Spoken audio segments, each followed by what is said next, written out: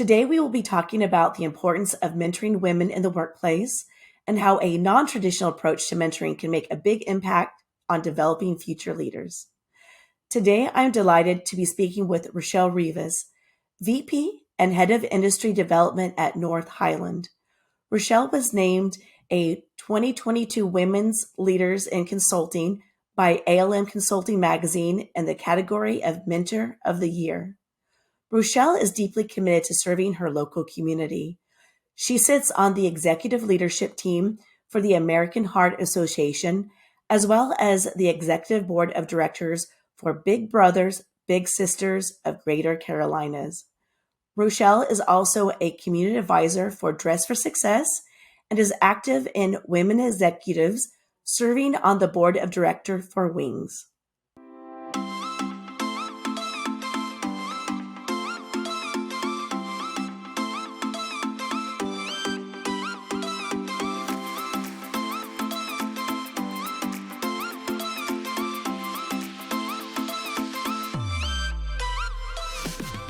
Welcome to the Women's Leadership Today podcast, a feature of Women's Leadership Today. I'm your host, Michelle Myers. Rochelle, welcome and thank you for joining us today. Thank you for having me.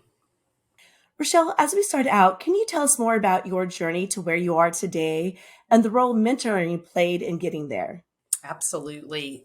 It's my journey is some days I consider it just beginning. So I think when people talk about their journey, it makes it sound like it's an end. So I grew up in a small town with very serving parents that insisted to a fault at times that we serve in our communities, and certainly grew up knowing that mentorship was something that I didn't know at the time what that was until later in my life. So I had a very fun, robust corporate career, and then I had an entrepreneurial bug, and I decided to move my family to Charlotte and open a consulting firm.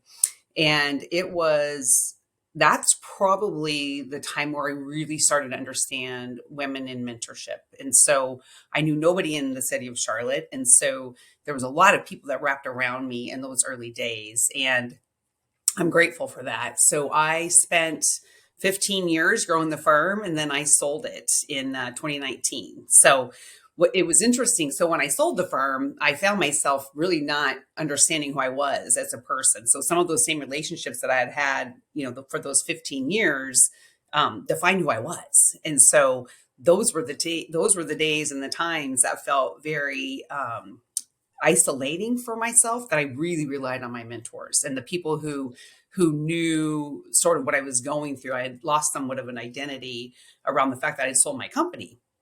And there was some amazing, incredible women that were really more like a tribe and said, you can do and create and go do whatever you want. And so spent some time with my daughters. I have two identical twins that were heading off to college at that time. And we just had a fun summer, and we traveled and did all sorts of fun things. And then they went to college, and then I found myself again knowing, what am I going to do now? And so started talking with North Highland, and came in as a partner and was able to come in here. And really, this is the role of my dreams that I'm able to have right now. So mentoring it has played a huge part in where I'm at in my life and in my career. And I think there's times where I feel very fortunate that people see me as a mentor, even if it's an unofficial way or if it's a very formal way. And so I think my view on mentoring has been very different than most people's. And I think, you and I have discussed that a little bit, in that mentoring shouldn't be a forced function. And so I think a lot of times, especially with women, we are critiqued if we don't have a mentor. We are critiqued if we have too many. We are critiqued if we don't become one. And we are critiqued if we don't receive one. So Sure. I hope that answered the question on how important it's been in my life and in my career.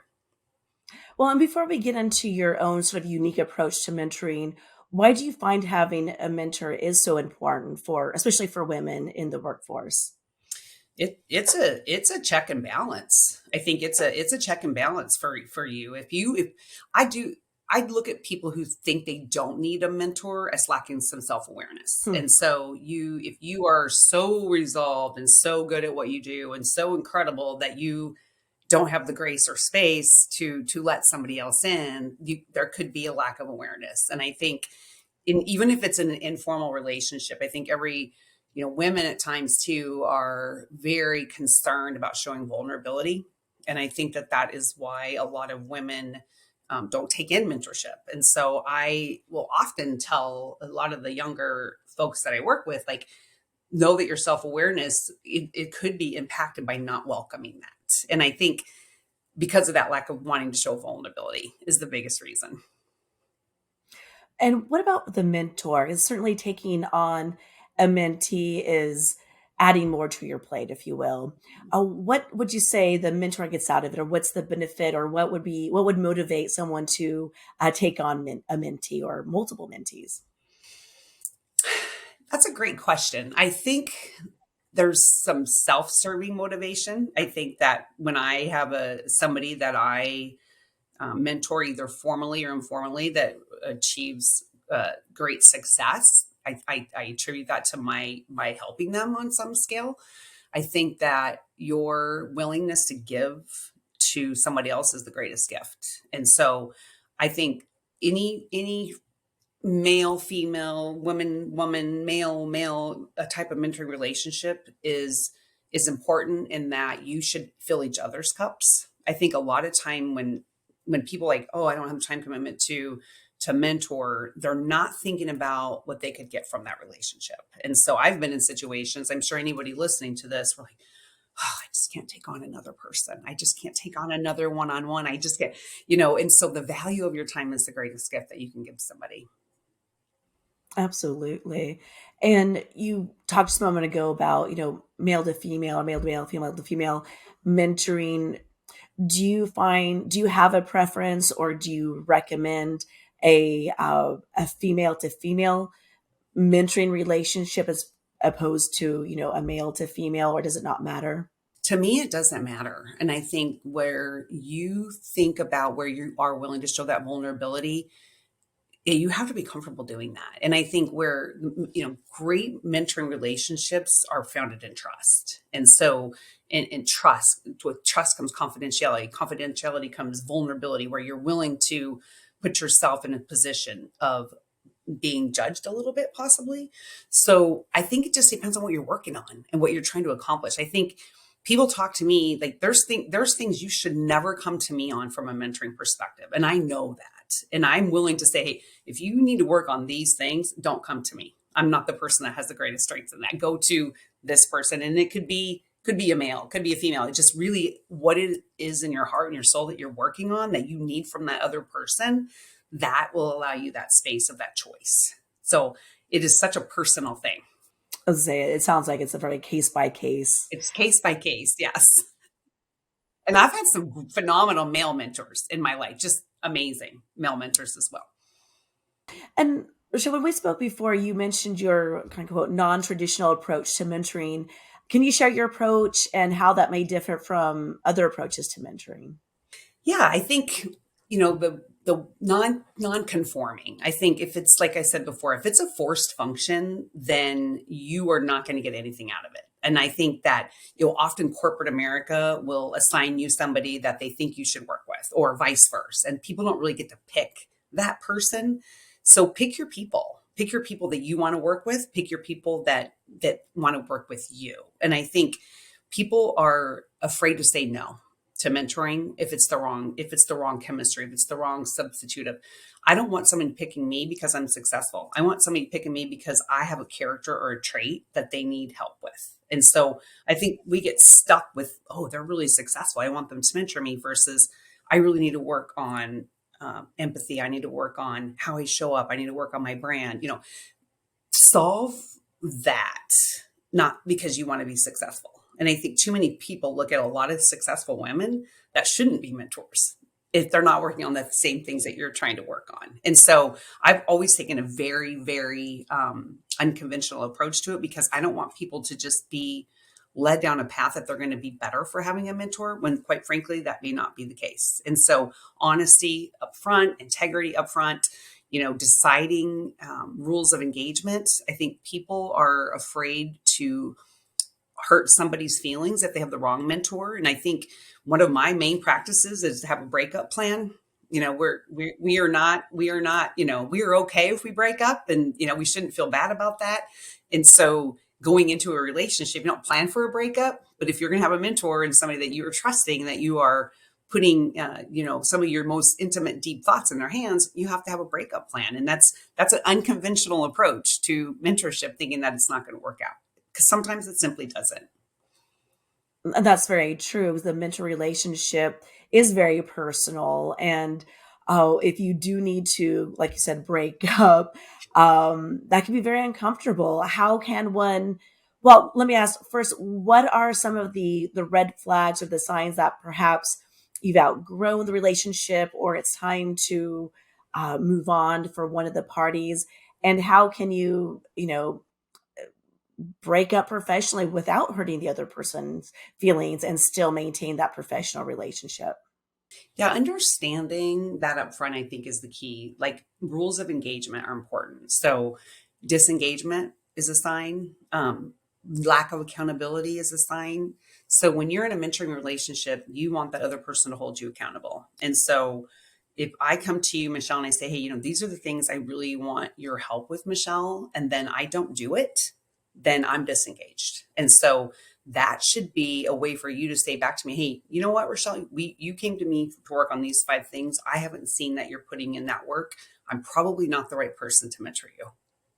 Honesty and candor, because it's about that upfront relationship that helps establish that. So that's a breakup point where you're disengaged, you're not working on the things that you committed to. There's a breach of trust. There's something where you aren't moving towards the end goal together, and that person isn't in it with you anymore. And I think too many people get to that friction point because they haven't had that upfront rules, if you will, and then it's just the relationship falls apart. And so I've seen that in networking situations. I've seen that in the business, and then you have this weird tentative relationship because it just fell apart. It's like it's the breakup that happened that never was discussed. And so, like Yeah. in an organization where someone's like, "Gosh, they used to be really close. I think she mentored her." Well, then it just becomes a thing that is taking up space in your head that shouldn't have been, had you had that upfront commitment and goals. Well, and like any relationship, I'm sure it's something that you also need to nurture and stay on top of and feed. What are some ways that women can strengthen the mentor relationship that they have, especially if it is something that they think is worth, salvaging or repairing? Respecting it. Mm. I think that's the biggest thing. And holding, you know, I I've had some amazing mentors in my life, and I've had some that haven't been great. And what I think is a lack of engagement, lack of commitment, that's just not respect. And so when you respect the ability to spend, like I said, time is the best gift you can give somebody. If you start to show lack of respect for that is corrosive in a relationship. So respect is my number one thing, and owning that space with that time. I think when people sign up for a relationship that is going to be either formal or informal mentoring, to not honor that is disrespectful. Well, I also like what you were saying about accountability. Both parties need to be accountable for their time, and then also that respect is so crucial. Yeah. And Rochelle, where did you learn most of your mentoring best practices? From other people. I took from the greatest and I took from the not greatest, right? And so I've had, when I look back on the best mentors I've had have been really heavy on accountability. Like, don't waste my time if you're not going to put in this work. And so don't, keep respectable of the goals that you want to achieve for yourself. And I think not every mentoring relationship has to be grounded in, a goal. Needs to be grounded in just, it's an improvement. Like, are you improving as a person? And I think over structured mentoring as well, I've learned that, where you have a check off list and, and like nobody wants that. So, so I learned to just be more all the upfront accountability, but continual journey, as opposed to being so prescripted that that person feels like it's a chore coming into that relationship. And so I used to have a mentor that, oh, how did you do? It was like a checklist process versus how did you feel when you were going through that experience? How did you feel when you were engaging with that person that you were concerned about engaging with? So it was more about a checklist as opposed to was I really improving on my journey? So I learned, I think in anything with life, you learn amazing things from amazing people, and you learn amazing things from not so amazing people. And so you have to take all of that on the journey. And I know I've found in my own career that different mentors I've worked with, I've had served, a purpose or a need for a specific season. So as we grow through our uh, careers, some mentors might be a good fit at one time and perhaps not at another. So I like what you talk about being accountability, having respect, but also knowing when it might be time to end that relationship on both sides. Absolutely. And I think it's difficult to do, especially when someone has given us their time. We don't want to seem ungrateful or that we didn't value uh, what they committed to us. I'm a huge proponent, Michelle, of time bounding mentoring. I think that there is, and again, it's in that upfront relationship. If I say to you, no, Michelle, I am willing to commit to you for 6 months. I'm willing to commit to you, that's the season. That's the season. So every part of your life as you grow, particularly in your professional career, you're faced with different challenges. So the same person is not going to solve that for you or help you or go on that journey with you. So time bound mentoring is amazing so that it doesn't feel daunting. It doesn't feel, like, oh my gosh, I got to do another this, another that. So time bound that upfront, agree. It's 6 months, it's 12, whatever you feel like you have the emotional capacity to give to another human being. And that's on top of your job and your children and your work, everything else in your community. So people will often commit without that agreement up front. And then that's another failure point. So, and the value of the relationship is stale. And so what I'm dealing with it in my career now is very different than what I dealt with 15 years ago. So Of course, I, it shouldn't feel bad to make an agreement that you're breaking up. yeah.